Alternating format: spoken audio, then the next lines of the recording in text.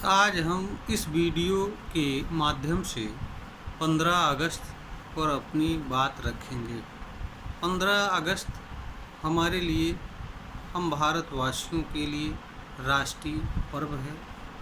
इसी दिन हमारा देश विदेशी शासन सत्ता की गुलामी से मुक्त हुआ था। इसलिए इस दिन को हम स्वतंत्रता दिवस के रूप में मनाते हैं, याद करते हैं। इस दिन हम उन सारी चीज़ों को भी याद करते हैं जिन जिन चीज़ों के कारण से हमारा देश आज़ाद हुआ था। जहाँ तक स्वतंत्रता की बात है, इसका मानव जीवन में अत्यंत महत्वपूर्ण स्थान है। स्वतंत्रता वह चीज़ है जिसके बिना मनुष्य अपना समग्र विकास करने में सक्षम नहीं हो पाता है। स्वतंत्रता मानव को समग्र विकास का अवसर देती है और ऐसा करने के लिए प्रेरित करती है। ईमानदारी से अगर देखा जाए तो मानव इस धरती पर स्वतंत्र रूप से जन्म लेता है, किंतु वह अज्ञान के कारण गुलामी का जीवन जीता है। यह भी एक सच है कि कुछ एक लोगों को छोड़ दिया जाए तो इस धरती पर अधिसंख्य लोग गुलामी का ही जीवन जीते हैं। स्वतंत्रता का संबंध मानव के विचार से होता है, कर्म से होता है, वाणी से होता है, व्यवहार से होता है, आचरण से होता है, क्रिया एवं कर्म से होता है। जिस मनुष्य का विचार, व्यवहार, वाणी, कर्म स्वतंत्र नहीं होता है, वह मानव एक तरह का गुलाम ही होता है। अगर देखा जाए व्यवहार में तो अधिसंख्य मानव की दशा यह है कि उनका स्वयं अथवा अन्य मानव अथवा किसी चीज़ के संबंध में अपना कोई स्वतंत्र एवं निष्पक्ष विचार नहीं है और ना ही कोई निर्णय है। वह पहले से किए गए, बताए गए, लिखी गई बातों को कहने, लिखने एवं करने के आदी हैं और उन्हें ऐसा प्रतीत होता है कि शायद वह इसी के लिए बने होते हैं। इसके पीछे उनका अज्ञान है। वास्तव में अगर देखा जाए तो हर जीवन का अपना अपना मूल्य होता है। हर मनुष्य के जन्म एवं जीवन का कारण एवं प्रयोजन तथा उद्देश्य अलग अलग होता है। कोई भी मनुष्य किसी अन्य मनुष्य द्वारा किए गए कार्य को करने के लिए जन्म नहीं लेता है और ना ही मनुष्य दूसरे के द्वारा कही गई बातों को प्रचारित करने एवं उन्हें कहने में ही अपने जीवन का उद्देश्य समझना, इसके लिए भी जन्म नहीं लेता है। हर मानव के ऊपर प्रकृति द्वारा एवं अपने लिए तथा मानव जीवन से जुड़े उद्देश्यों के कारण सबका अलग अलग कर्म होता है, जीवन जीने का मार्ग होता है, तौर तरीका होता है। किंतु व्यवहारिक रूप में सच यही है कि लोगों का अपना कोई स्वतंत्र विचार नहीं होता है। इसका कारण ये है कि हर मनुष्य को जन्म से ऐसी चीज़ों से जोड़ा जाता है जिनका सत्य असत्य से कोई सीधा लेना देना नहीं होता है और तमाम सारी चीज़ें तो ऐसी भी होती हैं जिन पर कोई जांच परख नहीं की जा सकती है, जिनकी सत्यता असत्यता का निर्धारण नहीं किया जा सकता है। बस चूँकि वे कार्य हो रहे हैं, किए जा रहे हैं, अधिकांश लोगों द्वारा किया जा रहा है, अधिकांश लोगों द्वारा माना जा रहा है या मानव समाज द्वारा सदियों से लंबे समय से किया जा रहा है, उस बात को माना जा रहा है। इसलिए उस बात को मानना एवं करना कर्तव्य बताया जाता है और जो लोग उसे नहीं करते हैं उसे गलत ठहराए जाने का प्रयास किया जाता है। अधिकांश मानव अज्ञानवश एवं भयवश उन चीज़ों को करने के लिए विवश होते हैं जो वे नहीं करना चाहते हैं, अथवा जो चीज़ें उन्हें करने की इच्छा नहीं कहती है, या जिन चीज़ों को वो वास्तव में करना भी नहीं चाहते हैं, किंतु समाज के, लोकलाज के डरवश, भयवश मानव असंख्य ऐसे कार्यों को करता फिरता है जिसे वह वास्तव में करना नहीं चाहता, या मानव को उसे वास्तव में नहीं करना चाहिए। तो इस स्थिति में मानव एक तरह का गुलाम बन के जीवन जीना पड़ता है, और इसके लिए सिर्फ और सिर्फ मानव का अज्ञान है। और मानव को बहुत सारी ऐसे बातें भी बताई जाती हैं जिन पर उसके लिए यह होता है कि उस पर विचार करना ही उसके लिए गलत है, उस पर तर्क करना ही गलत है, उस पर उसे विचार नहीं करना है, तर्क नहीं करना है, और बल्कि जो वह जैसे ही लिखी गई है, बताई गई है, उसे वैसे ही मान लेना है, क्योंकि यह हमारे आस्था का विषय है, यह हमारे विश्वास का विषय है। हमें इसे तर्क नहीं करना चाहिए, इस पर विचार नहीं करना चाहिए, और जो लोग तर्क करते हैं, विचार करते हैं, वे लोग गलत होते हैं, या विधर्मी होते हैं, या पापी होते हैं। वस्तुतः इन सब चीज़ों का मानव एवं उसके जीवन पर ऐसा गहरा प्रभाव पड़ता है कि मानव इस तरह की बातों से निकल नहीं पाता है। इससे बाहर कुछ एक लोग ही होते हैं जो निकल करके इससे परे जीवन जी पाते हैं, अथवा अपनी बात समाज के सामने रख पाते हैं।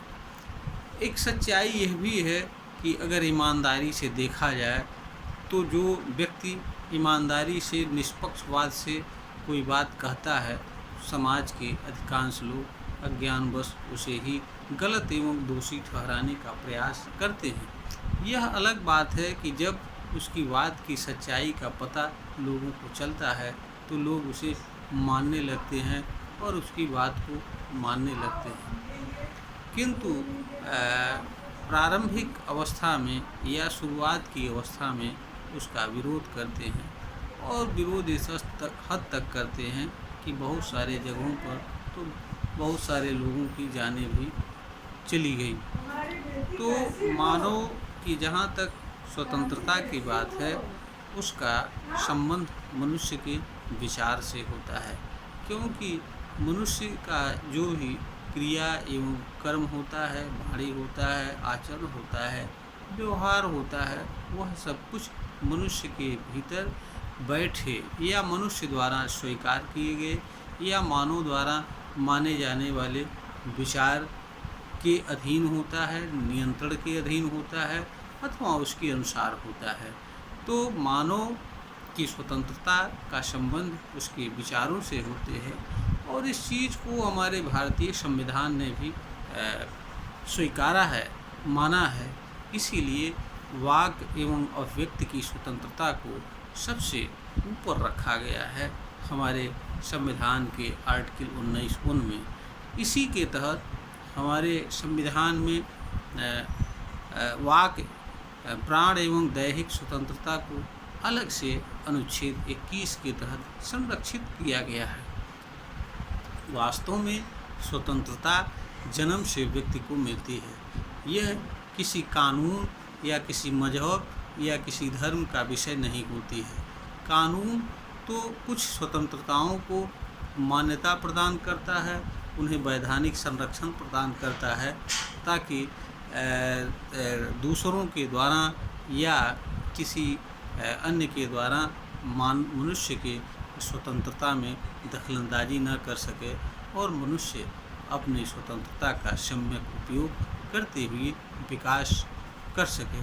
क्योंकि यह सही है कि अधिकांश मानव समाज नियम एवं कानून को मानना चाहता है, लेकिन समाज में कुछ ऐसे भी लोग होते हैं, वह किसी भी नियम, कानून एवं व्यवस्था को मानने के आदी नहीं होते हैं और ना मानना चाहते हैं।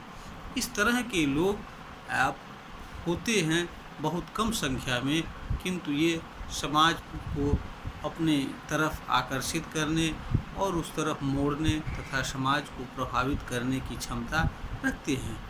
अगर दंड की व्यवस्था ना हो, देश जैसी व्यवस्था ना हो, शासन प्रणाली ना हो, तो यह लोग वास्तव में ज़बरदस्ती मानव समाज पर शासन करने की क्षमता रखते हैं। ऐसे लोगों को नियंत्रित करने के लिए ही तथा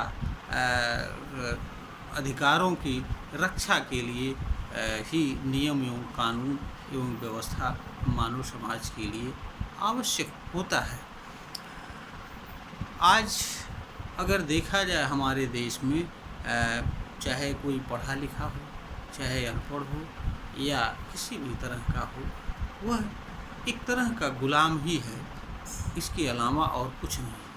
क्योंकि जो जिस जगह पर बैठा हुआ है उस जगह को ही ध्वस्त करने में तुला हुआ है। उसे यह नहीं पता है कि उसका अस्तित्व उस जगह से है, उस व्यवस्था से है, चाहे वो डॉक्टर हो, इंजीनियर हो, अधिवक्ता हो या किसी भी वर्ग का हो या कोई अधिकारी हो। अधिकांश लोग अपने कर्तव्यों से च्युत रहते हुए ऐसा कर रहे हैं जो उन्हें नहीं करना चाहिए। आज हमारे देश में भ्रष्टाचार, बेरोजगारी, तमाम तरह की विषमताएं, आर्थिक खाई का निरंतर बढ़ते जाना और स्थिति यह है कि हमारे देश के सारे सिस्टम करीब करीब बैठ चुके हैं। हमारे देश में न्याय कब मिलेगा यह कोई नहीं कह सकता है। हमारे देश में सुरक्षा की व्यवस्था यह है कि किसी के साथ कब कोई घटना घटित हो जाएगी और उसके साथ समय से हमारी मशीनरी उसके लिए कार्य नहीं कर पाएगी।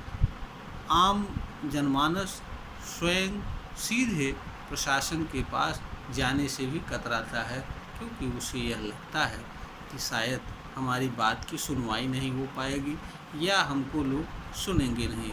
उसे किसी न किसी माध्यम की आवश्यकता होती है। यह सही है कि हमारा देश लोकतांत्रिक देश है, संविधान से चल रहा है, किंतु यह भी सही है कि जो हमारे देश के नागरिकों से जो जुड़ी मूलभूत समस्याएं हैं, जैसे न्याय हुआ, सुरक्षा हुआ, प्रशासन हुआ, शिक्षा हुआ और स्वास्थ्य हुआ, इसकी पहुंच आम आदमी तक नहीं हो पाई है और हर आदमी को ईमानदारी एवं निष्पक्ष रूप से उपलब्ध कराने में हमारे सिस्टम अभी भी फेल हैं।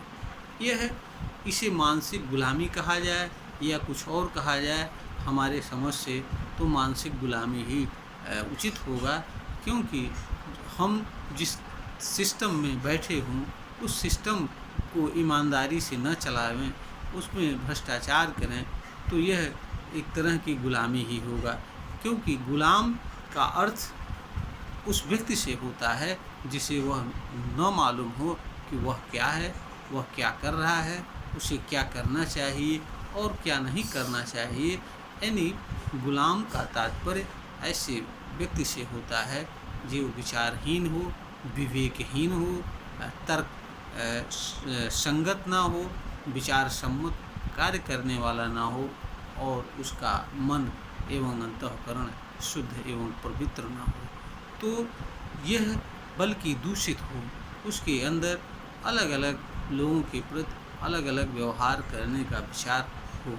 ऐसे लोग एक तरह के गुलाम के अलावा कुछ नहीं होते हैं। स्वतंत्र वह व्यक्ति होता है जिसका हर चीज़ पर अपना एक स्वतंत्र निष्पक्ष विचार होता है, अपना नियम व्यवस्था शासन के अनुसार जीवन जीता है, जिसके जीवन जीने का तरीका नियम सब कुछ स्वयं द्वारा निर्धारित होता है और उसके अनुसार वह जीवन जीता है। तथा स्वतंत्र वह व्यक्ति होता है जो देश समाज के नियम कानून को पालन करते हुए जीता है। स्वतंत्रता का अर्थ यह नहीं होता है कि दूसरों के अधिकारों का उल्लंघन करना और दूसरे की सीमाओं में अतिक्रमण करना। स्वतंत्रता पूर्ण नहीं होती है, वह सीमित होती है। स्वतंत्रता वहीं तक होती है जिससे किसी व्यक्ति के विधिक अधिकारों का अतिक्रमण न हो, उल्लंघन न हो। वास्तव में हमारे लिए इस दिन को मनाना सार्थक एवं उचित तभी होगा जब हम स्वतंत्रता के माने समझें, स्वतंत्रता के स्वरूप को समझें, हम स्वतंत्र जीवन कैसे जी सकते हैं, हम और इस रूप में जीवन यापन करें, तभी स्वतंत्रता हमारे लिए मूल्यवान है और तभी स्वतंत्रता दिवस को मनाने का कोई मतलब है, कोई मूल्य है। अन्यथा हम पहले से ही लिखे गए बताए गए बातों को बिना जाने ही मान करके, उन्हें सही मान करके उन्हें लिखना, कहना, बताना तथा उसके पीछे भागना एक तरह की गुलामी के सिवा और कुछ नहीं होता है।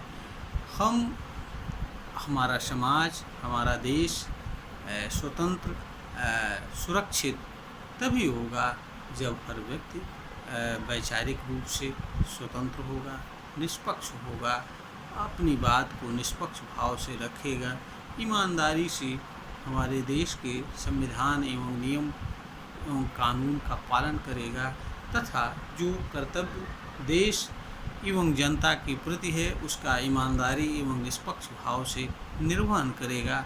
तभी हम कह सकते हैं कि हम वास्तव में आज़ादी का सम्यक उपयोग कर रहे हैं और ये आज़ादी के अमृत का पान कर रहे हैं।